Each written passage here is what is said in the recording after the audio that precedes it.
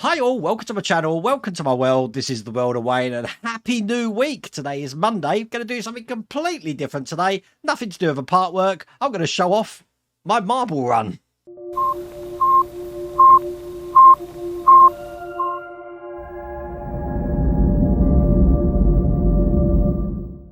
Now, I've actually been building this marble run on the Patreon channel, and it's taken 3 videos, but it's actually around about a 10-hour build time. So what I didn't do on the Patreon channel, I had to do afterwards, which meant I had some very late nights.